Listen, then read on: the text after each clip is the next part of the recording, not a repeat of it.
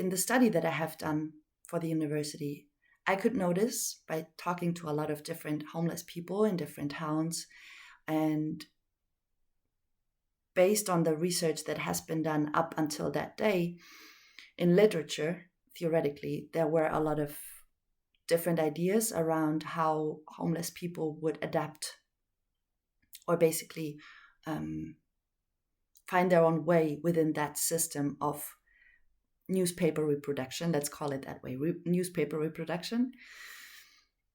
And so, for example, there could be seen that there is a group of people that can be seen, men, homeless men, who would very strongly identify with the idea of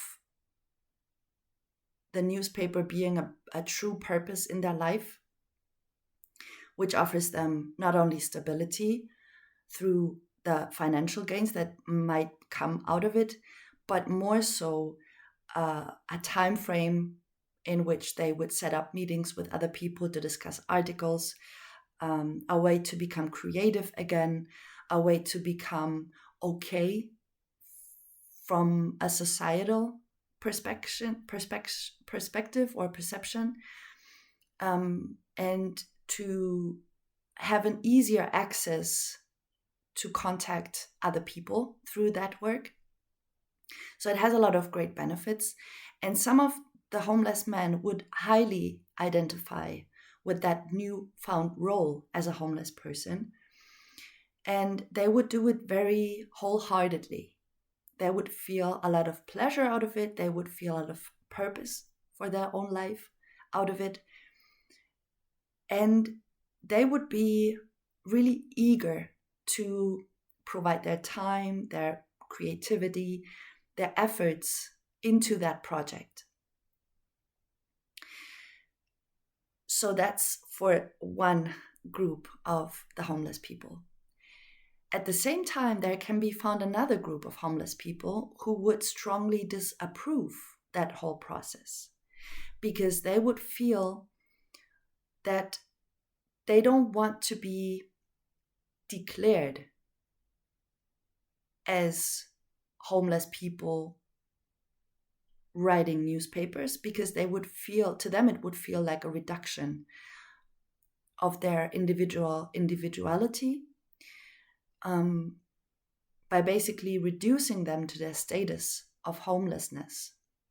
So they would strongly disapprove of that. They would not be part of that whole process. And they would also not be near homeless people who sell newspapers. They would purposely go to another section of the city or of the street and do their own thing.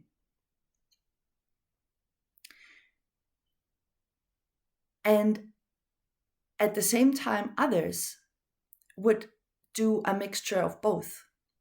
They would align with the process of creating the newspaper.